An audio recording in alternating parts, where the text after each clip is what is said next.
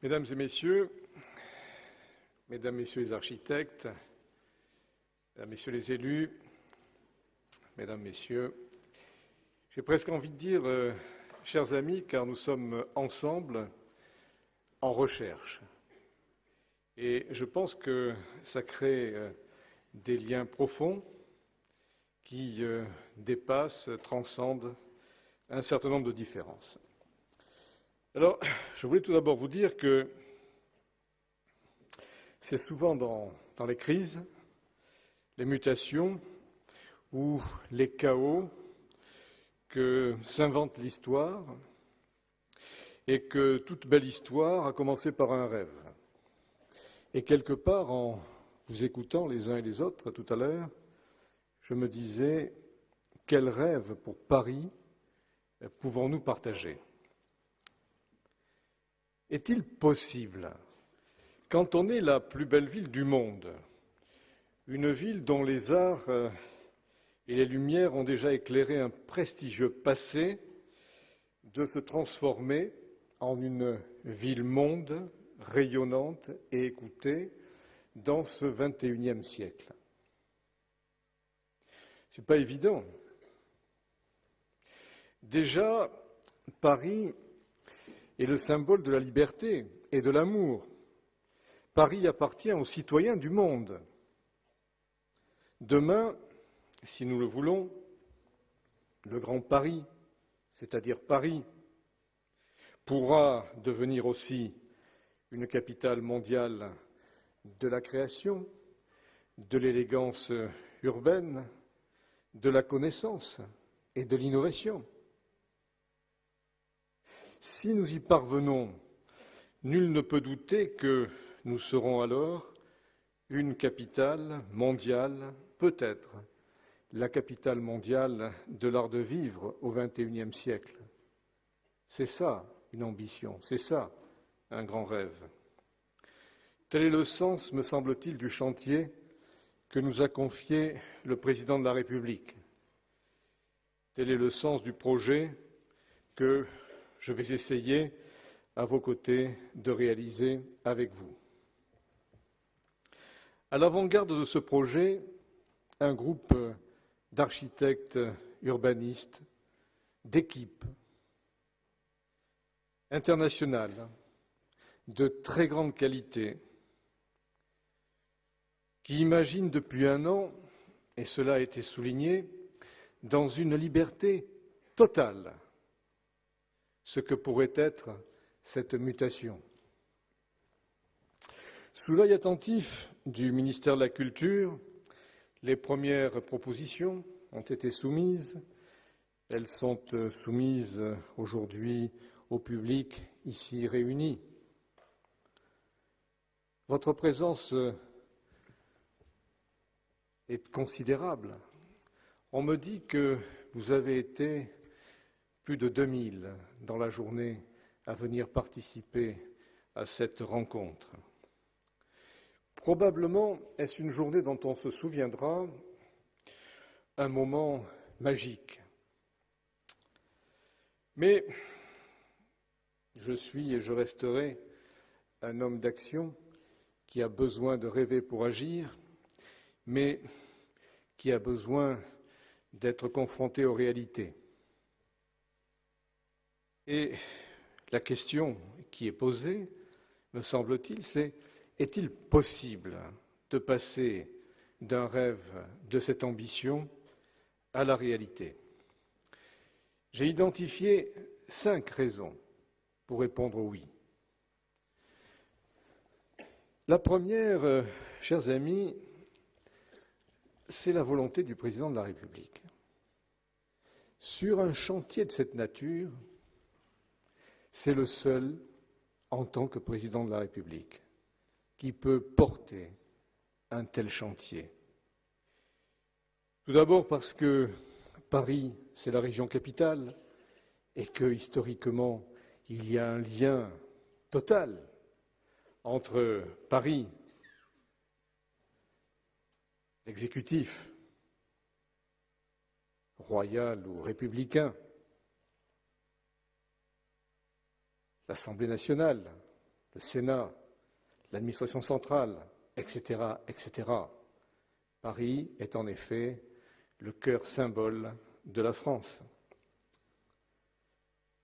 Quand on regarde les grandes transformations de Paris, je ne remonterai pas aux Capétiens,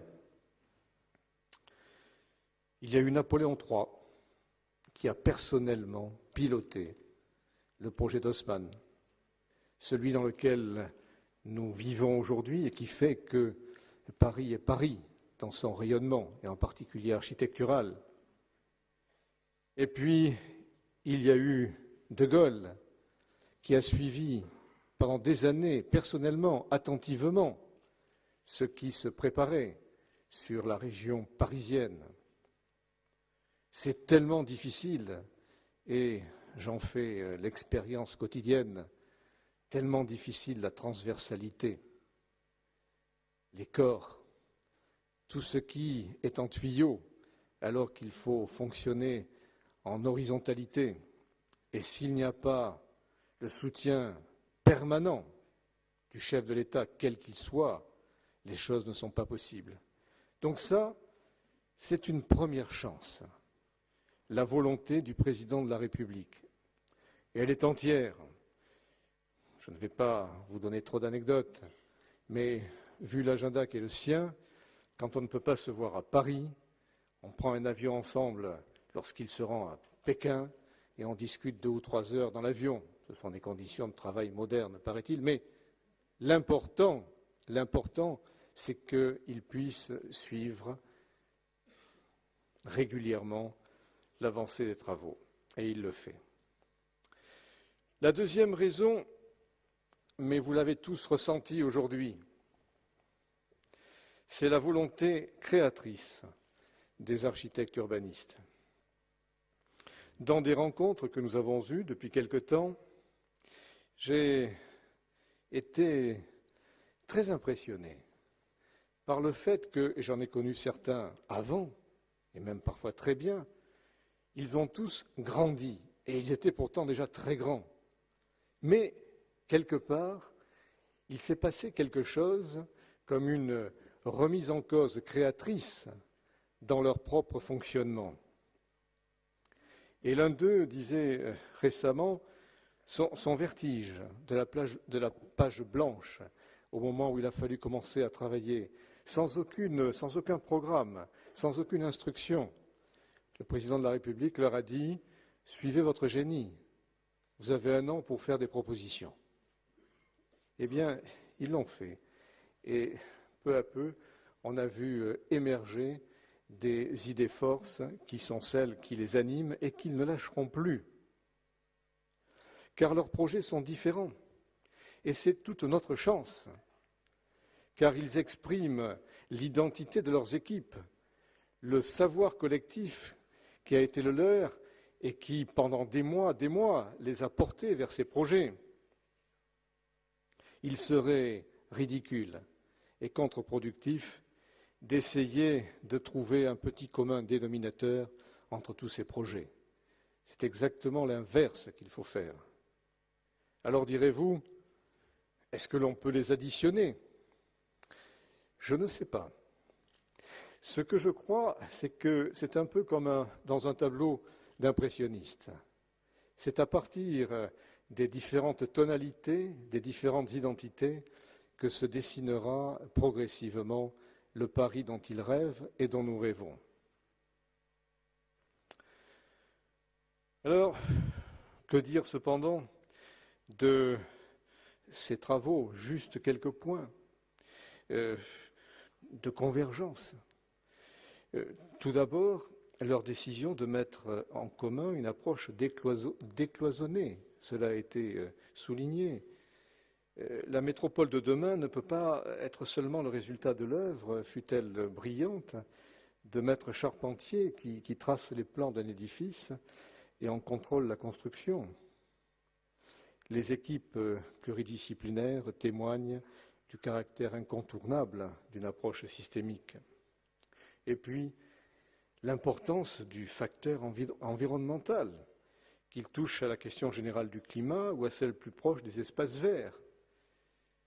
Je ne développe pas, cela a été dit, redit depuis ce matin. Au plan local, pour ne pas parler du plan global, où toute activité humaine a ses impacts positifs ou négatifs, au plan local, les citadins aspirent de plus en plus à un contrepoids à l'agitation de la société urbaine. Les espaces de respiration sont ainsi une soupape de sécurité nécessaire et participent à la mise en place d'un véritable écosystème urbain. Ces sujets sont complexes et nécessitent d'être abordés dans un souci d'application concrète. Il ne suffit pas de mettre du vert partout et tous les espaces verts ne répondent pas aux mêmes objectifs. Il y a la continuité écologique, le lieu de détente, de rencontre, le sanctuaire, etc., etc.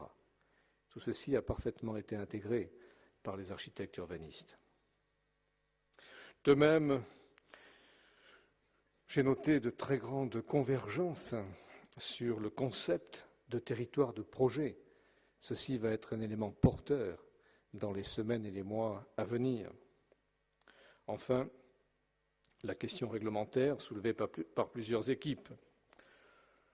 Dans l'absolu, la question mérite d'être posée dans la mesure où certaines dispositions, notamment en matière de protection, induisent des servitudes et contraignent sans nuance les possibilités d'aménagement, alors que certaines situations ont localement évolué. Il faudra simplement être vigilant sur l'évolution de ces réglementations par ailleurs nécessaires. Enfin, et pour tous, effacer l'écart entre Paris et la banlieue, entre le centre et la périphérie. Et ceci est probablement une trame stratégique pour la suite. Alors, j'ai vu s'esquisser une méthode que je voudrais vous rapporter, si vous ne l'avez pas encore notée, qui est la concomitance entre ce que certains appellent la grande échelle et la petite échelle. Ce qui permet d'aller à l'unité dans la diversité des différences territoriales. Ça paraît un peu abstrait, en y réfléchissant, c'est considérablement opérationnel et ça peut permettre de répondre à des questions qui ont été posées il y a un instant. Alors, est-il possible de passer du rêve à la réalité ? Oui, c'est également possible du fait de la volonté des élus. Le débat qui vient d'avoir lieu était très éloquent par sa qualité. Et ce que je constate, c'est que les élus, partant de l'analyse d'une situation qui est une analyse de blocage de la décision et des procédures, et l'État joue son rôle pour cela, les élus affirment de plus en plus nettement le fait métropolitain de Paris. Je dois souligner le caractère positif de la démarche entreprise par le maire de Paris autour de la notion de Paris métropole, qui est un premier acte pour approcher cet élément de fait urbain majeur.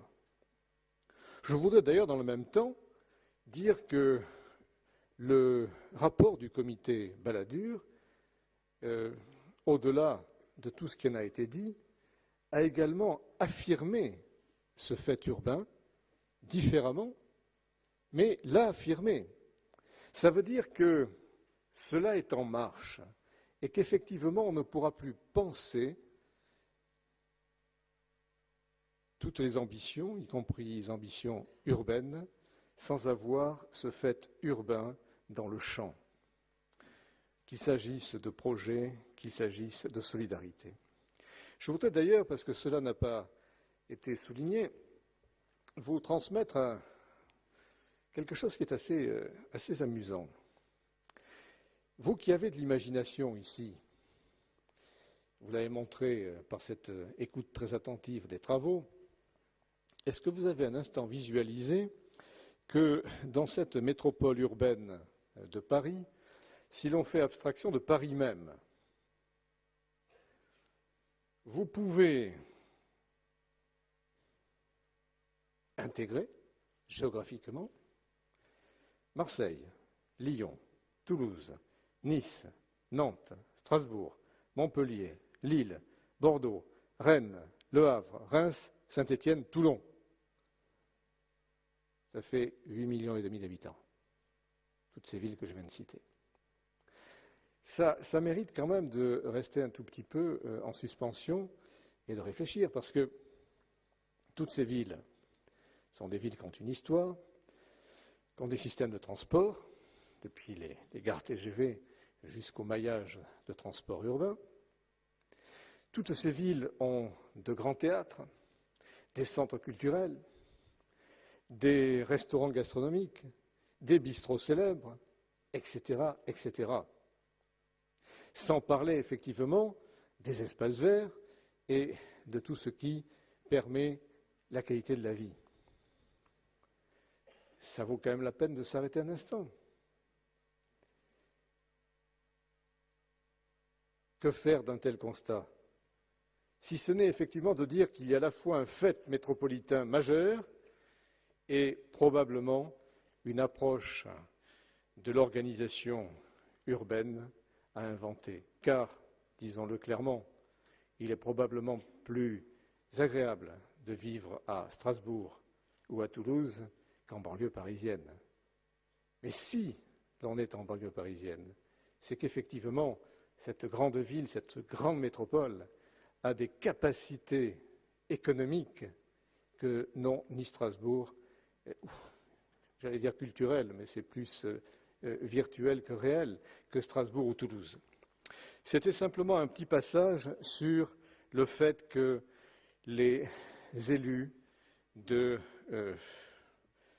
Paris métropole et régionale d'ailleurs sont un élément essentiel dans cette prise de conscience pour passer du rêve à la réalité. Je voudrais vous citer un quatrième raison pour passer du rêve à la réalité. Et là, je dois vous dire, chers amis, qu'il y a une très grande absence. Très grande absence chez les architectes urbanistes, très grande absence chez les élus que j'ai pu écouter, et d'une façon générale, très grande absence. C'est la question économique. Paris est d'ores et déjà une ville-monde. Mais le sait-on vraiment? Selon le classement de l'OCDE, Paris est une des 4 villes-mondes principales, avec New York, Londres et Tokyo. Or, dessiner aujourd'hui l'avenir des grandes métropoles, des villes-mondes, c'est prévoir ce qui changera le monde de demain, car ce sont elles qui font la croissance mondiale. C'est en leur sein que les innovations apparaissent, ainsi que les entreprises à forte croissance. Les grandes métropoles fonctionnent comme des hubs mondiaux. Excusez-moi ce terme qui tient à un métier que j'ai exercé quelques années, mais vous le comprenez tous. Des hubs mondiaux de l'économie mondiale. Ce sont des hubs articulés entre eux. Ce sont des archipels de hubs. L'économie mondiale est là. Ces villes génèrent des niveaux de richesse et de productivité parmi les plus élevés de la planète.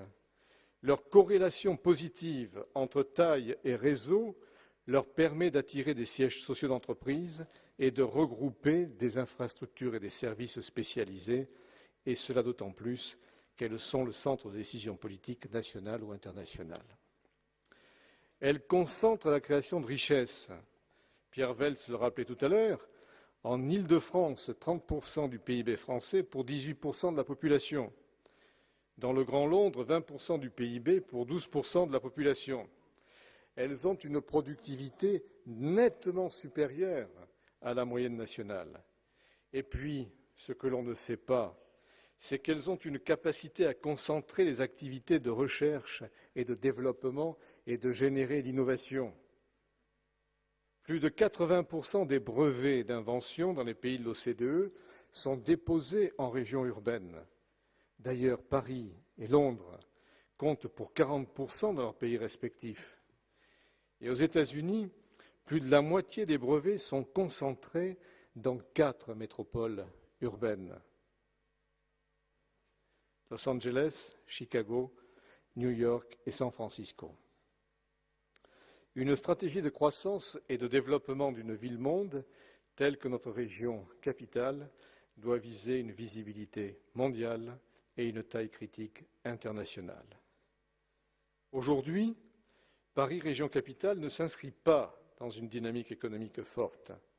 Sa croissance économique depuis 10 ans, 15 ans, est très inférieure à celle de Londres et de la plupart des autres villes-mondes. Paris ne joue pas le rôle moteur nécessaire à l'économie du pays. Je ne développerai pas, tout au moins pas aujourd'hui, mais nous ne pouvons faire l'économie de cette dimension lorsque l'on parle du Paris du futur. Paris a tous les potentiels, je dis bien tous les potentiels, plus que Londres, qui est l'autre ville-monde en Europe, mais encore faut-il que ces potentiels soient libérés. Paris doit être en articulation internationale avec grâce à nos grands aéroports, à nos gares TGV, et même le port du Havre doit avoir une attention particulière, car c'est le seul port que nous avons avec le reste du monde. Je voudrais maintenant vous parler du réseau de transport du XXIe siècle, parce que c'est ça, la 5e condition. Alors, j'ai bien entendu tout à l'heure certains propos.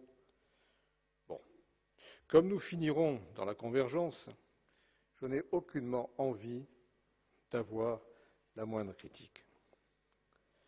Cependant, nous avons pris une génération de retard concernant les transports en commun. Le problème est de savoir ce que l'on fait. Et notre réponse a été qu'il y a eu une première génération, qui a été le métropolitain de Paris, qu'il y a eu une deuxième génération, qui a été le RER, et qu'il nous faut maintenant une troisième génération, c'est-à-dire le réseau de transport du XXIe siècle, un réseau de transport automatique. Et toute la difficulté que nous avons eue pendant 8 mois, en travaillant durement, nos équipes et les équipes de Dominique Bussereau, ça a été de savoir comment on pouvait à la fois se projeter à 20 ou 30 ans dans ce qui sera le futur réseau de transport du Grand Paris, tout en répondant aux nécessités urgentes des transports d'aujourd'hui. Ça n'a pas été facile. Et d'ailleurs, ça a été tellement difficile que la région, pendant 4 ans, a beaucoup hésité sur la façon d'arriver à un réseau de transport.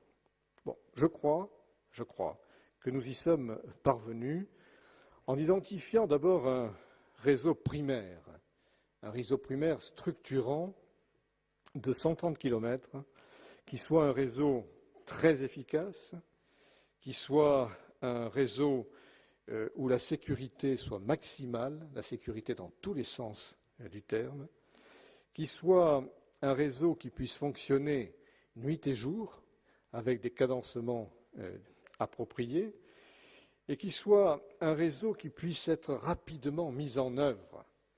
Et j'ai ce soir la joie de dire à tous ceux qui pensaient qu'un réseau du futur, c'était un réseau pour 2030-2035, que nous sommes en train de travailler sur un réseau qui peut être réalisé en 10 à 12 ans. Il y a ensuite un problème de maillage. Il y a le réseau primaire et puis ensuite il y a tout le maillage.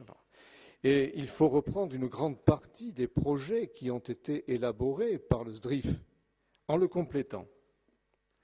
En le complétant et probablement d'ailleurs avec des idées nouvelles qui d'un point de vue romantique sont importantes concernant les bateaux sur la Seine dont j'ai entendu parler ou le transport public aérien. Enfin, je veux dire, il y a matière à réflexion. Mais enfin, c'est pour l'essentiel, effectivement, un réseau, je vais qualifier, qui va du tram-train à des lignes de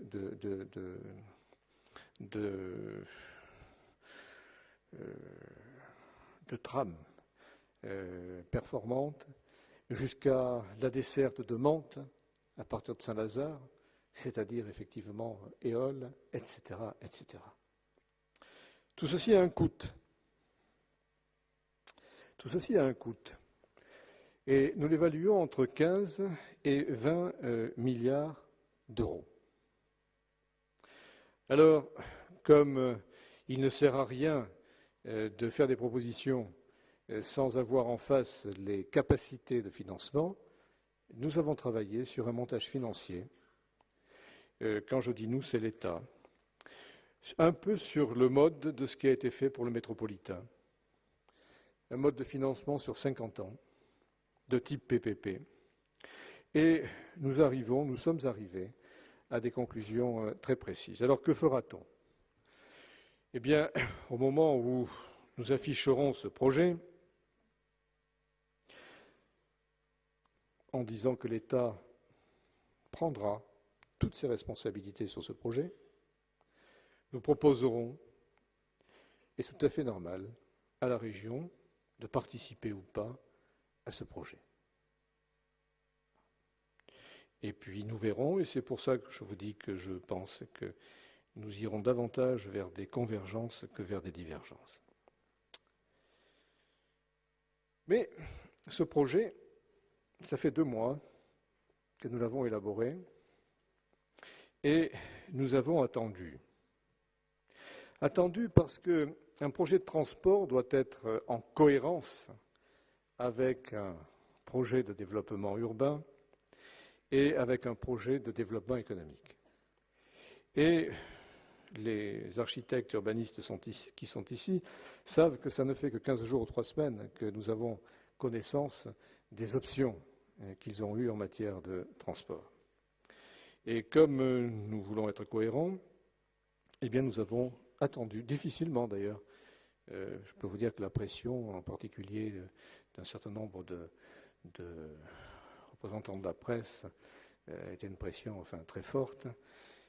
Mais nous avons attendu jusqu'à ce qu'effectivement on puisse valider un certain nombre de convergences. Alors, dans ces projets de nos amis architectes urbanistes, ce que l'on constate, c'est qu'il y a essentiellement des convergences très fortes, même concept dans la plupart des cas.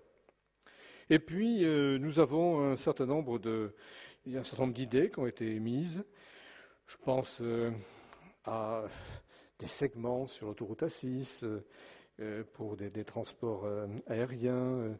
Je pense à un certain nombre de propositions qui ont été faites et que nous avons commencé à examiner et que l'on va examiner d'ailleurs plus précisément avec eux pour examiner la faisabilité de ces idées, la capacité rapide à les mettre en œuvre, etc., etc. On va voir. Mais effectivement, nous chercherons la cohérence et donc la convergence absolue. Donc, mesdames et messieurs, oui, pour ne pas être trop long, nous avons les potentiels, me semble-t-il, pour passer d'un grand rêve à une merveilleuse réalité. Et pour cela, nous aurons besoin d'une volonté collective très forte et bien évidemment qui passe par une volonté individuelle. Alors, je ne résiste pas au plaisir, et je vais peu à peu aller vers ma conclusion, de vous lire une intervention qu'a faite dans un séminaire que nous avions organisé assez récemment Mike Davis, qui s'est excusé tout à l'heure en me disant qu'il devait partir. Mais ses collègues, bien sûr, le connaissent. Ceux qui ne le connaissent pas l'ont certainement repéré. Il est tout vêtu de rouge. Et je vais vous lire cette déclaration, pas simplement pour montrer que malgré la raclée que nous avons pris à Twickenham dimanche, nous sommes fair-play, mais parce que c'est intéressant de voir le regard d'un grand architecte urbaniste étranger qui regarde Paris. Je vais lire ça en 2 minutes. Sa déclaration disait « Paris est la capitale mondiale des arts avec un cœur unique qui est célébré partout. Son cœur brille avec ses espaces publics magnifiques, ses grands axes, ses boulevards majestueux, ses bâtiments historiques et son tissu urbain de qualité extraordinaire. Paris est aussi une ville courageuse, munie d'édifices uniques, témoins d'audace, des édifices toujours modernes au sein de son tissu urbain historique, la Tour Eiffel, le Grand Palais, les ponts du siècle dernier, modernes au sein de leur époque, mais aussi les ponts modernes de notre époque, la pyramide du Louvre, le Centre Pompidou, édifices modernes dans leur contexte historique, le ministère des Finances et le musée Branly, courageux et différents. L'infrastructure historique de Paris, formée par ses rues, ses grands boulevards, ses grands parcs, l'infrastructure du Paris de notre époque reste encore ses grands boulevards, mais aussi ses boulevards d'ingénierie audacieuse, son métro modernisé, son système RER, ses chemins de fer locaux et internationaux, cachés sous la ville et qui font fonctionner le cœur de Paris, l'irriguant et le rendant accessible, utilisable et démocratique. Le Grand Paris moderne est le Paris de ses citoyens qui voyagent dans leur ville pour créer, pour produire et pour se détendre. Ces citoyens dépendent de l'innovation de notre temps. Le Grand Paris moderne est un Paris de mouvement, de science, de technologie et d'ingénierie, aussi bien que des arts et de la culture. Le Grand Paris de notre temps est un Paris de production, d'invention, de recherche scientifique, des nouvelles industries, un Paris de business, d'échanges invisibles d'informations, un Paris d'innovation, d'expérimentation, de découverte, d'interaction et d'échanges internationaux. Les nouvelles industries de Paris moderne ne sont pas qu'au centre, mais aussi en banlieue et sur les bordures métropolitaines. Il faut rattraper, connecter, tisser et incorporer le Paris des sciences modernes avec le Paris historique et artistique. Il faut renforcer le Paris banlieue et les bordures métropolitaines avec un maillage de transport en commun souple et écologiquement responsable, économe en énergie et sans pollution. Pour que le concept de Grand Paris puisse exister, il faut une infrastructure à la taille et au service de ce Grand Paris. Les boulevards d'accès du Grand Paris sont ses chemins de fer, ses nouveaux métros rapides, ses nouveaux tramways, ses nouvelles pistes cyclables, ses grandes rues et autoroutes radicalisées et adaptées pour accepter les nouvelles voitures écolo-parisiennes automatisées qui ont le potentiel, si adoptées, de libérer des voies pour accueillir de nouveaux transports en commun légers sur les grandes artères existantes. Il faut un Paris métropolitain, bien connecté, moderne et efficace, conscient de sa responsabilité écologique, un Grand Paris bien tissé et muni en banlieue d'une infrastructure aussi bonne que celle dont jouit le cœur de Paris. Et je finis. Le tissu urbain et la demande pour un Grand Paris sont déjà là, de par les diverses identités et nœuds d'attraction et de dynamisme créatif existants, mais il existe un manque d'accessibilité au sein de la métropole. Une infrastructure renforcée en banlieue, intégrant la diversité des quartiers, quartiers privilégiés et quartiers démunis, offrant une connectivité et une participation créative à une métropole intégrée à tous ses citoyens, un Paris des arts et des nouvelles sciences sera un élément catalytique de mutation et de transformation physique, économique et sociale. C'est un outil clé d'un Grand Paris qu'on peut, avec raison, appeler le Paris de l'avenir. Vous voyez, il y a une autre volonté, c'est la 6e, qui peut s'exprimer, et ce sera celle de tous nos amis, ceux qui aiment la France, ceux qui aiment Paris, et qui se sentent citoyens de Paris, au même titre qu'ils sont citoyens du monde. Voilà. Alors, juste avant qu'on ne se quitte, je voudrais, et ceci s'adresse non seulement à vous tous, mais tout particulièrement aux journalistes ici présents. On me dit qu'il y en a 150. Beaucoup. Enfin, ça prouve à quel point l'événement est important. Alors, on a beaucoup parlé ces temps-ci de confusion ou cohérence, ou plutôt de confusion, d'ailleurs, dans les titres des journaux. Confusion parce que le comité Balladur, le Grand Paris reporté sine die. Titre. Confusion parce que les propositions des architectes, pas de fil directeur, que faire de tout ceci? Je ne citerai pas les organes de presse.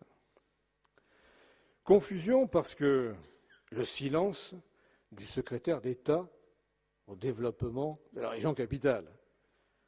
Où est-il?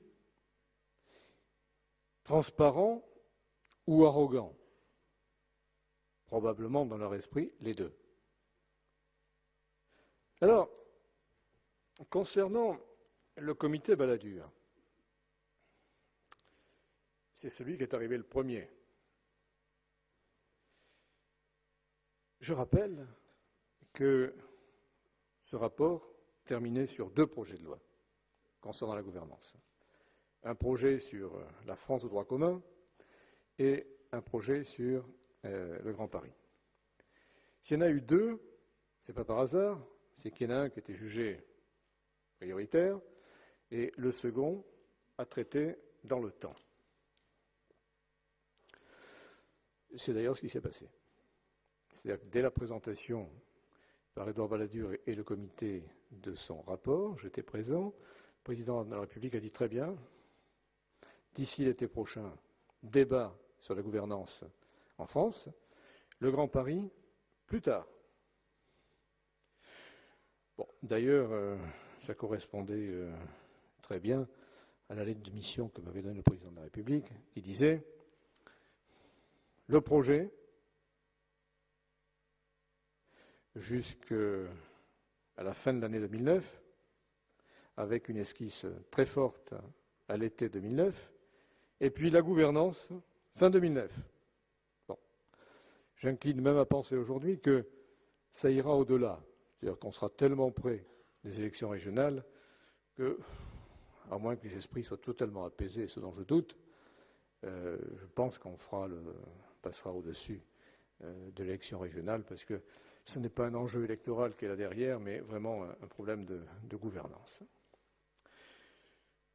Alors, concernant les propositions des architectes, je voudrais quand même rappeler, eux le savent, que la mission leur a été confiée par le président de la République et que, pour la première fois, à sa demande, le vendredi 13 mars, en présence de Mme Albanel et de moi-même, ils sont venus présenter leur projet au président de la République.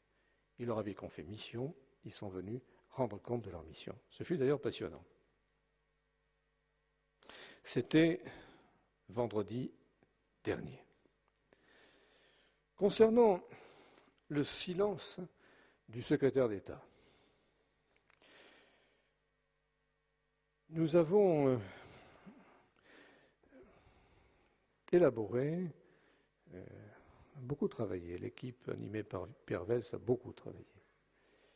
Nous avons élaboré une stratégie de développement économique pour le territoire de la région capitale que nous avons testée auprès des économistes français ou internationaux qui peuvent avoir une idée sur ces questions. Je crois pouvoir dire que ça tient la route. Et puis, nous avons testé sur le terrain, parce que ce qui était important, c'était de voir sur la région quels étaient les territoires qui pouvaient se développer. Donc il y avait une double approche. Macroéconomique, benchmarkée avec les autres villes-mondes, et puis à partir du territoire, capitale.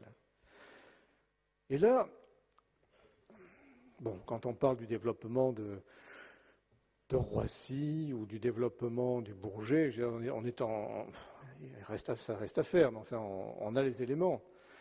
Mais ce qui a été extraordinaire, chers amis, c'est qu'on a découvert des potentiels inédits dont on avait trouvé trace nulle part, dans aucun écrit. Pleine commune, bien sûr que ça se développe, mais pleine commune, c'est dans les 10 ans, 5 ans, 10 ans, si on prend les choses en main, un hub mondial de la création. On y est allé avec nos petits plumeaux là, pour voir sous les feuilles ce qu'il y avait, mais c'est extraordinaire ce qu'il y a. Toute la création artistique, toute, depuis le chant jusqu'au luxe, la télévision et le cinéma, le numérique, les jeux vidéo, enfin, c'est fabuleux. Bon. Et quand j'ai félicité Braouzek, qui fait effectivement un travail très dynamique, en lui disant mais c'est la préhistoire. Si on s'y prend autrement, on peut faire quelque chose de fantastiquement différent, qui va créer des dizaines et des dizaines de milliers d'emplois, incidemment. Voilà. Et pas n'importe quel emploi, des emplois du XXIe siècle. Bon. Mais, de surprise en surprise, l'Université Descartes, à un moment où on parle de croissance verte, de développement durable, etc., etc., comment ne pas remarquer qu'il y a là 1200 chercheurs avec des spécialités reconnues dans le monde entier, qui ne sont pas du tout mis en situation de pouvoir faire se développer un écosystème de recherche, de technologie économique autour.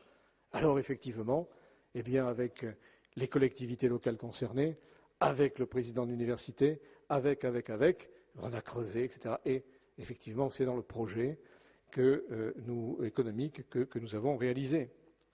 Mais attendez, troisième terre inconnue.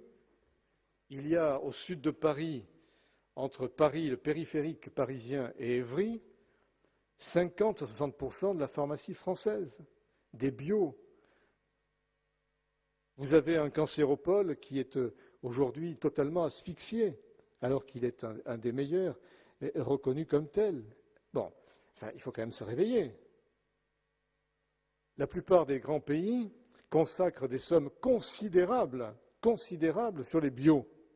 C'est devenu aujourd'hui, en matière de recherche, le numéro 1 des crédits de recherche. Eh bien, nous avons tout ceci, personne ne sait. Écoutez, je n'ai pas rencontré une personne sur 10 à qui j'ai posé la question depuis plusieurs mois qui m'ait dit qu'elle savait qu'il y avait des laboratoires de pharmacie et des entreprises de pharmacie dans ce secteur.